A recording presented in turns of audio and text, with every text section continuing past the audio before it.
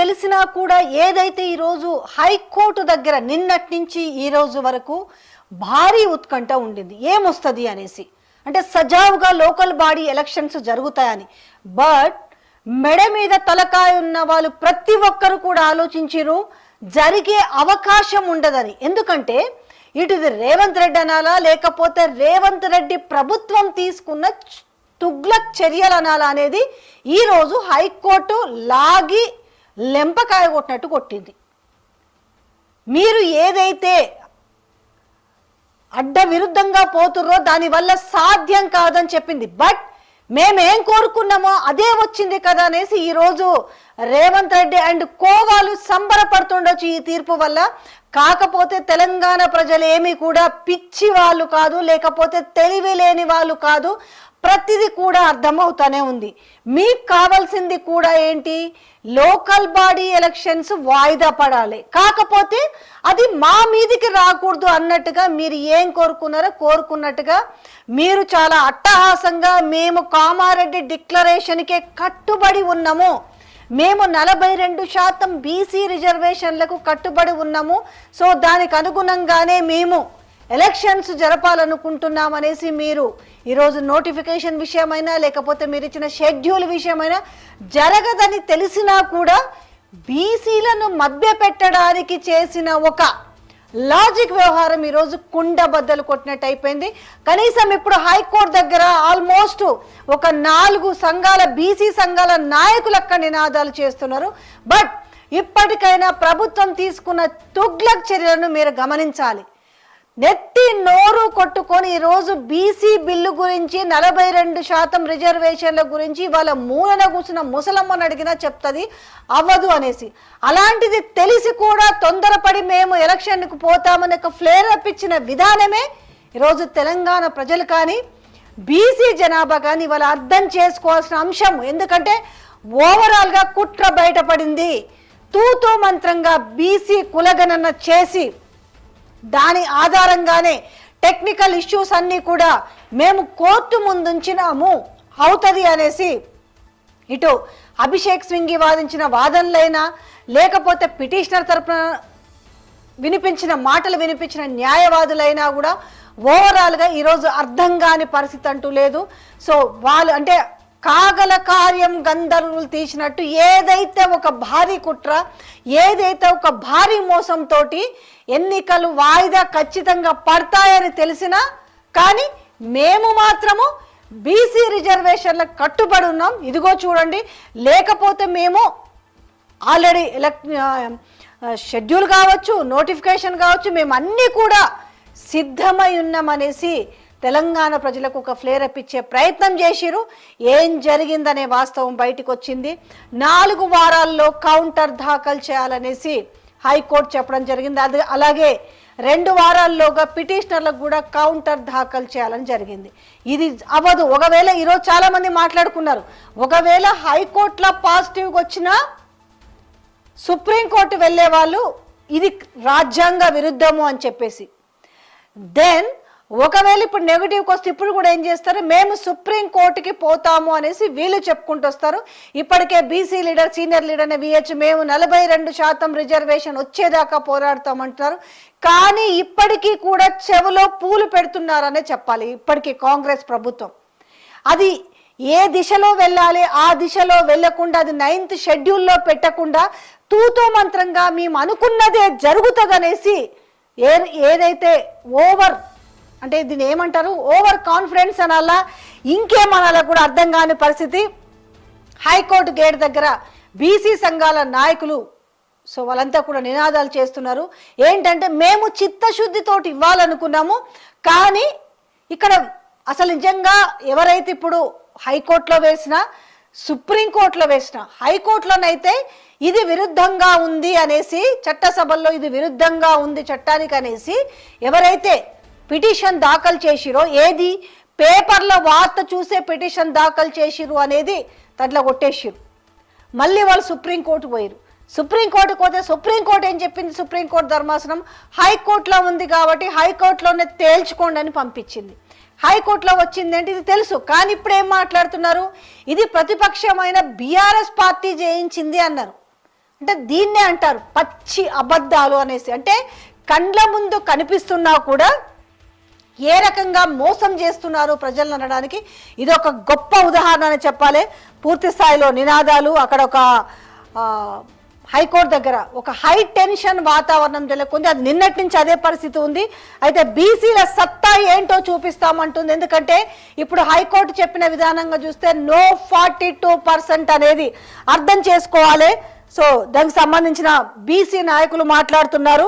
But ఆ నిజంగానే ప్రభుత్వానికి దీన్ని అమలు పరచాలన్న చిత్తశుద్ధి కనుక ఉంటే, కరెక్ట్ క్లాజ్ ప్రకారం వెళ్ళగలిగి ఉండుంటే అయ్యేది. కానీ ఇక్కడ మొత్తం కూడా మేము కామారెడ్డిలో బీసీ డిక్లరేషన్ ఇచ్చినాము, దానికి సంబంధించి ఇది అయిపోతుంది అనేసి ఇది ముందటి నుంచి వీళ్ళు అసెంబ్లీలో బిల్ పాస్ చేసి ఏకగ్రీవంగా తీసుకెళ్ళినప్పటికీ, దాని తర్వాత ఆర్డినెన్స్ జారీ చేసినప్పటికీ కూడా చెప్తానే ఉన్నారు.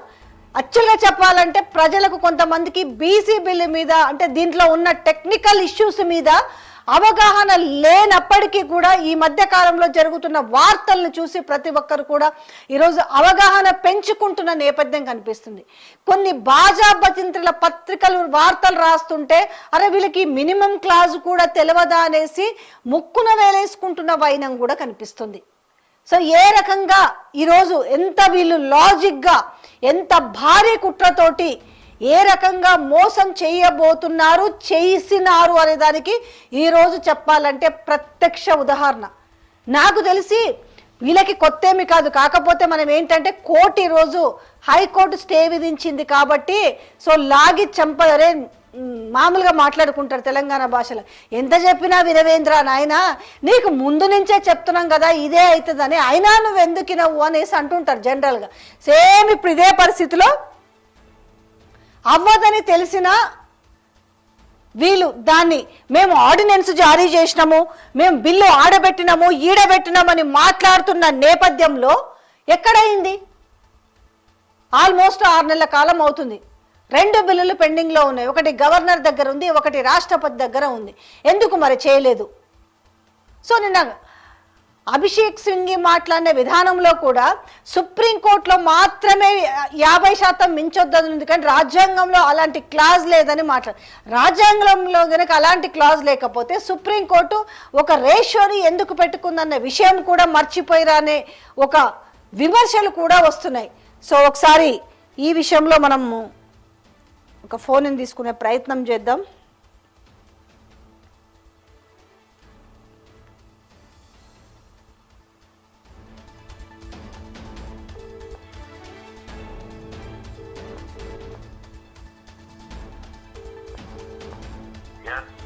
ఎస్ ప్రసాద్ గారు, ఏం చెప్తారండి? ఇప్పుడు హైకోర్టులో అంటే ఊహించిందే నిజమైంది, కానీ అంటే ప్రభుత్వము తెలిసి కూడా దీనికి ముందుకు పోయిందని చెప్పాలా? ఈ విషయంలో 42% నో 42% అనే విషయంలో ఇప్పుడు ఏం చెప్తారు హైకోర్టు ఇచ్చిన తీర్పు పైన? హైకోర్టు ఇచ్చిన తీర్పు అన్నది చెంపపెట్టి ప్రభుత్వానికి, కానీ నాకు చెంపదెబ్బలు తినడం ఇష్టమే అనుకుని ముందుకెళ్ళిన ఈ ప్రభుత్వాన్ని మా నీరు కాదు కదా తనలో జేజమ్మ కూడా ఏం చేయలేదు. ఎందుకంటే తగిలించి తమాషా చూడడానికి, విలువైన కోర్టు సమయాన్ని వృధా చేయడానికి, తర్వాత తగుదనమ్మా అని చెప్పి వాళ్ళ పొద్దున్న నోటిఫికేషన్ ఇవ్వడంలో నేను 2 కోర్టు వాయిదా వేసిన తర్వాత కూడా ఏం జరుగుతుందో చూద్దాం అన్నప్పుడు ఒక స్టేట్ గవర్నమెంట్ పర్వ్యూలో ఎలక్షన్ కమిషన్ ఆడిందాట కోర్టు ఆట ఆడడానికి సిద్ధపడినప్పుడు ఇలాంటి కాన్సిక్వెన్సెస్ సత్యం అన్నది ప్రజలు గ్రహించగలగాలి. ఎందుకంటే వీళ్ళు ఆ నటరాజన్ ఢిల్లీకి ఎప్పుడైతే వెళ్ళిందో ఆవిడ ఈ రిపోర్ట్ సబ్మిట్ చేసిందో మనకి డిపాజిట్లు కూడా ఎక్కడా రావు అన్న దగ్గర, లేకపోతే గాంభీర్యాన్ని ప్రదర్శిస్తూ ఈ ప్రభుత్వం చేసిన పనితీరు, తర్వాత అంటే కోర్టుకి ప్రతి దగ్గరికి పరిగెట్టుకుంటూ వెళ్తున్న బీసీ మంత్రులు, ఇవన్నీ చూస్తుంటే వీళ్ళు ఓవర్ యాక్షన్ ఎక్కడికైనా అంతు పడుతుందేమో అని చూస్తున్నాను. అంతు చిక్కని ఓవర్ యాక్షన్ కి పర్యవసానాలు ఏంటంటే, భగవంతుడిని ఒంటికాల మీద తపస్సు చేసిన రేవంత్ రెడ్డి గారి ఎలక్షన్ అవ్వకుండా ఉంటే అట్లీస్ట్ మాకు భంగపాటు జరగకుండా ఉంటుందన్న వరం దేవుడు ఇచ్చాడు. కానీ అయినా సరే నీ గాంభీర్యాన్ని నువ్వు ప్రదర్శించని ఇంకొక వరం కూడా ఇచ్చాడు. ఈ రెండింటి సమ్మేళనమే ఇవాళ కోర్టు తీర్పు అన్నది మాత్రం ఖచ్చితంగా చెప్పచ్చు. అంటే నిజంగానే బీసీ ప్రజల్ని మోసం చేసిర్రు అనే విషయాన్ని కనీసం ఈరోజు హైకోర్టు తీర్పుతోటి 4 వారాల స్టే ఇచ్చింది జీవో పైన. ఇప్పటికైనా నమ్మే అవకాశం ఉందా బీసీ ప్రజలు? అంటే ఒక ప్రభుత్వ చిత్తశుద్ధి, దేశ గణాంకాలకి ప్రోత్సహించి దేశం అంతా బీసీ గణన జరిగి కులగణన జరిగి దాని ప్రకారం జనాభా గణన జరిగినప్పుడు ఒక ప్రాతిపదిక మీద ఒక రాష్ట్రం తీరుతెన్నులు అన్నప్పుడు ఈ వీళ్ళకి అలవాటు అయిపోయిందమ్మా దేశంలో. ఇక్కడ ఏదో మన రాష్ట్రంలో ఉన్న లాయర్లు అందరూ గుడ్డిపోయినట్టు ఆ మనోజ్ సింఘ్విని, కపిల్ సిబాల్ని, లేదా ఆంధ్రప్రదేశ్ లో అయితే లోత్రాని, ఇలాంటి వాళ్ళందరూ ఈ ఓవర్ యాక్షన్ బ్యాచ్ అందరినీ తీసుకొచ్చి వాళ్ళేదో న్యాయ కోవిధులకి కన్నా తీసుమార్గాలను అన్నట్టుగా బిల్డప్లు ఇస్తూ 4 రోజుల పాటు అరవలు చేస్తూ విలువైన కోర్టు సమయాన్ని, విలువైన రాష్ట్ర ప్రజల దొమ్ముని వీళ్ళు ఎదాన పోసి వీళ్ళు ఏదో సాధించేస్తారు. ఈ ఆర్గ్యుమెంట్లకి నిన్నైతే ఆ టీమ్ ఆఫ్ అడ్వకేట్స్ వాళ్ళు ప్రవర్తించిన తీర్థనులు చూస్తే 50% కాదు, రేపు నోటిఫికేషన్ ఇచ్చేస్తారు, అందరూ నామినేషన్ ఇచ్చిందని వీళ్ళే. ఒక పక్క దిక్కుమాల మీడియా తపేలా ఛానల్ చూస్తున్నాం, మీడియా ట్రయల్ త్రూగా ఇచ్చిన జడ్జిమెంట్లు చూస్తుంటే న్యాయ కోవిధులు గౌరవ హైకోర్టు ప్రెమిసెస్ లో కూడా న్యాయమూర్తులు ఇచ్చే తీర్పు కానీ వీళ్ళు ఇచ్చే తీర్పులు చూస్తే ఎంత కామెడీ షోలకు తెరలేతారో నాకైతే అర్థం కాదు. అంటే ఓవరాల్ గా ఇప్పుడు ప్రజానికాన్ని మోసం చేయడానికే కదా ఒకవైపు షెడ్యూల్ ఇచ్చినా ఈ రోజు నోటిఫికేషన్ విషయమైన ఓవర్ కాన్ఫిడెంట్ అనాలా, మేము చిత్తశుద్ధితో ఉన్నాము కానీ అనవసరంగా కోట్లలో వేసి దీన్ని ఆపారు అనేది ఒక ఫ్లేర్ అప్ ఇవ్వడానిక.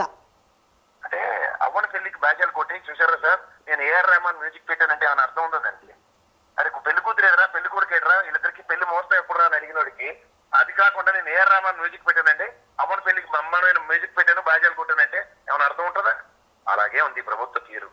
ముఖ్యంగా ఈ జనగణన, కులగణన, తీరువ తెన్నువ లేకుండా ఎలా పడితే అలా చేసిన దగ్గర చేశారు, కానీ ఏం సాధించడానికి చేశారు అంటే బీసీల పట్ల వీళ్ళకి ఏదో చిత్తశుద్ధి ఉందని ఒక మమ అనిపించుకోవడానికి తూతూ మంత్రంగా ప్రవర్తించిన తీరుతన్నులకి ఇవాళ కోర్టు ఇచ్చిన గొడ్డలు పెట్టి ఒక చూడండి, అలా సినిమాలో ఒకటి ఉంటుంది చూడండి, ఏమీ తెలియకపోయినా సరే అన్ని తెలిసినట్లు చేసిన దానికి ఒక వర్గానికి ఇన్స్పిరేషన్ అన్నందుకు అక్కడ ఇంకొక నాయకుడు లేని నిస్సాయ స్థితిలో ఉన్న కాంగ్రెస్ కి రేవంత్ రెడ్డి ఏం చేసినా చెల్లుబాటు అయిపోతుంది అనుకునే ఒక దౌర్భాగ్య స్థితికి డ్రైవ్ అయినప్పుడు ఇలాగే ఉంటుంది పరిణామాలను మాత్రం గ్రహించగలుగుతారు. సో ఇప్పుడు సుప్రీంకోర్టుకి వెళ్తామని చెప్తారు కదా, సుప్రీంకోర్టు నుంచి వీళ్ళకి ఎలాంటి మళ్ళీ ఎదురు దెబ్బ తగిలే అవకాశం ఉంది? ఏమైనా పాజిటివ్ సంకేతాలు ఉండే అవకాశాలు ఏమైనా ఉంటాయా?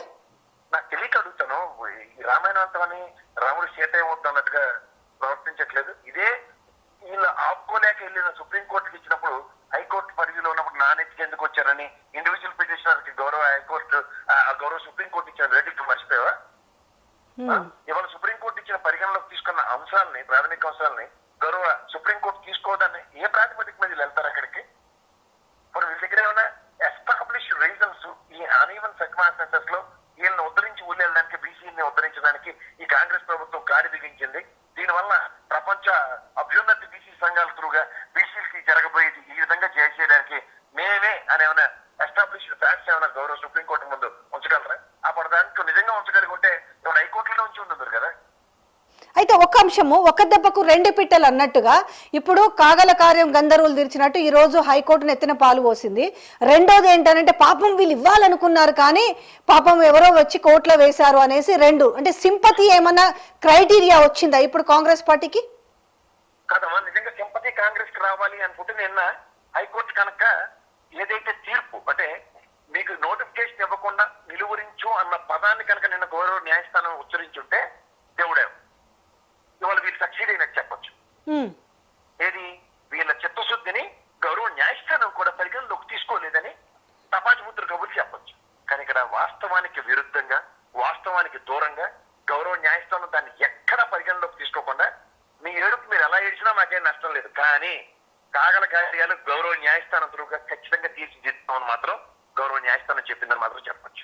ఏ క్రైటీరియా ప్రకారం వీళ్ళు ముందుకు పోయే అవకాశం ఉంది? రేపు ఎట్లా పెడతారు? మళ్ళీ ఇప్పుడు రేపు లోకల్ బాడీ ఎలక్షన్స్ పెట్టాలంటే పాత పద్ధతి ప్రకారం పెట్టాలా, లేకపోతే పార్టీ పరంగా వీళ్ళు ఏమన్నా డెసిషన్ తీసుకొని 42% ఇచ్చే అవకాశాలు ఏమన్నా ఉండొచ్చా? ఈ ప్రభుత్వం మూసీనది ప్రక్షాళన మాట దేవుడు కానీ మూసీనదిలోకి వెళ్ళడం తప్ప వేరే మార్గం లేదు. ఇప్పుడు గౌరవ న్యాయస్థానం పరంగా వీళ్ళు ఏ విధంగానూ ముందుకెళ్ళలేరు. ఓవర్ యాక్షన్ కట్టి పెట్టేసి గౌరవ న్యాయస్థానం చట్టం ఏం చెప్తుందో దాని ప్రకారం సొంత తెలివితేటలు వాడకుండా, తెలిసి తెలియనితనాన్ని ప్రదర్శించకుండా ప్రజాస్థానంలో గౌరవ ఎలక్షన్ కమిషన్ కి ఒక ఔన్నత్యం ఉంది, కోటాట ఆడడానికి మాత్రం లేదన్న విషయం గ్రహించగలిగితే హెన్స్ఫోర్త్ ఎలక్షన్ కమిషన్ ప్రభుత్వం నోటిఫికేషన్ ఇచ్చేమనగా ఇచ్చేయాలంటే గౌరవ న్యాయస్థానం పరిధిలో ఉన్నప్పుడు ఏ ప్రాతిపదిక వాళ్ళు నోటిఫికేషన్ ఇచ్చారో ఒకసారి ప్రక్షాళన చేసుకోమనండి. థ్యాంక్ యూ సో మచ్ అండి. Thank you. సో ఇంకొకరిని కూడా ఒక బీసీ లీడర్ని తీసుకొచ్చే ప్రయత్నం చేద్దాం.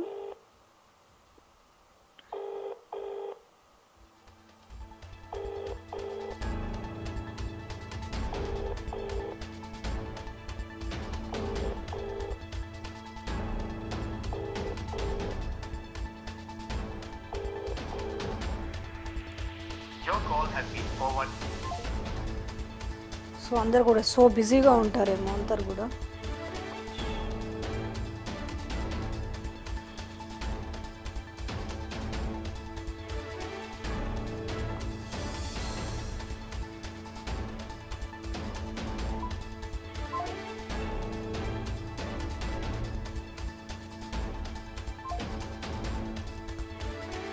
సో ఇది అవుతుంది కాదు అని తెలిసినప్పటికీ కూడా ఒక విధంగా చూడాలంటే ఇప్పటికైతే ఒక విధంగా కాంగ్రెస్ పార్టీ ప్రభుత్వం పైన నీళ్లు పోసినట్టే, పాలు పోసినట్టే ఇది హైకోర్టు. ఎందుకంటే వాళ్ళు ఎక్స్పెక్ట్ చేసింది కూడా ఇదే. నాకు తెలిసి వాళ్ళకి ఏం ఎగ్జైట్మెంట్ లేదు, ఒక చిత్తశుద్ధి అంటూ లేదు.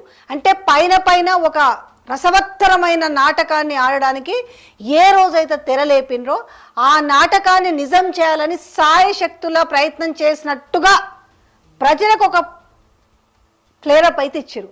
కానీ ఈరోజు అర్థం చేసుకునే కెపాసిటీలో, అర్థమయ్యే పరిస్థితిలో ఈరోజు తెలంగాణ ప్రజానికం కానీ బీసీ ప్రజానికం ఉందనే చెప్పాలి. అంటే కాదు అని తెలిసినప్పటికీ కూడా ఈరోజు కేవలం మభ్య పెట్టడానికి ఏ రకమైన డ్రామా ఆడినరో ఆ డ్రామా ఈ రోజు పటాపంచలైపోయిందనే చెప్పాలి. ఏదైతే మేము కట్టుబడి ఉన్నామంటే ఇదే ఖచ్చితంగా ఇలాంటి సమాధానమే న్యాయ వ్యవస్థల నుంచి వస్తుందని తెలిసినప్పటికీ కూడా, కానీ అదే నేను పట్టిన కుందేలకు మూడే కాళ్ళే విరుద్ధంగా అన్నిటికీ కూడా అగైనెస్ట్గా మాట్లాడుతూ ఎందుకు అవ్వదు అనేసి ఇదే అసెంబ్లీలో ఈ బిల్లు గురించి పట్టుబడినప్పుడు కూడా ప్రతిపక్షాలు కూడా మాట్లాడినారు. ఖచ్చితంగా ఇవి కోర్టులల్లా ముందుకు సాగదు అని చెప్తే ఎందుకు మనం అది కోరుకోవాలి, ఆదిలోనే మనము నెగటివ్గా ఆలోచించాలి అని చెప్పేసి మంత్రి పొన్నం ప్రభాకర్ మాట్లాడిన మాటలు కూడా ఈ సందర్భంగా గుర్తుకొస్తున్నాయని చెప్పాలి. ఇలాంటి వాటికి కోర్టులకు వెళ్ళరని ఎలా అంటారు? సో ఇప్పుడు ఏంటి అని అంటే తప్పించుకోవడానికి చేసే ప్రయత్నం ఏం చెప్తారంటే ఇది బీఆర్ఎస్ చేపించింది అనేసి. కాకపోతే ఇప్పుడు బయటకు వచ్చిన భయంకరమైన కుట్ర ఏంటంటే ఇది గాంధీ భవన్ వేదికగానే జరిగిందనేది ఇప్పుడు బయటకు వస్తున్న అంశం. ఏది హైకోర్టులో కానీ లేకపోతే సుప్రీంకోర్టులో పిల్ దాఖలు చేపించిన 42% చట్టసభలకు వ్యతిరేకంగా, చట్టానికి వ్యతిరేకంగా విరుద్ధంగా వెళ్తున్నారని చెప్పేసి పిల్ ఎవరైతే దాఖలు చేసిరో వాళ్ళంతా కూడా ఇదంతా గాంధీ భవన్ లోనే కుట్ర జరిగింది అన్న విషయం ఈరోజు బట్ట బయలవుతున్న అంశంగా మాట్లాడొచ్చు.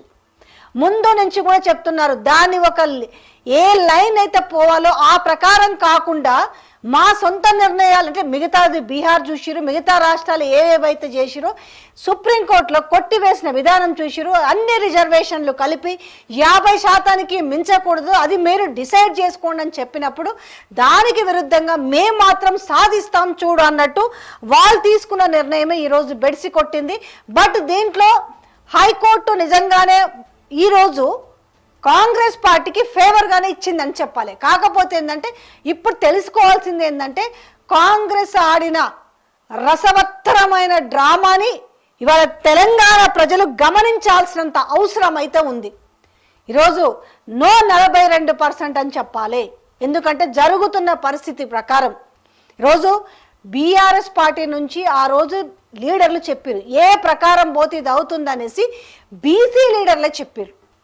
అయినప్పటికీ కూడా ఎక్కడా కూడా దాని చెవిన పెట్టినట్టుగా అనిపించని వైనం కూడా చూసిరు.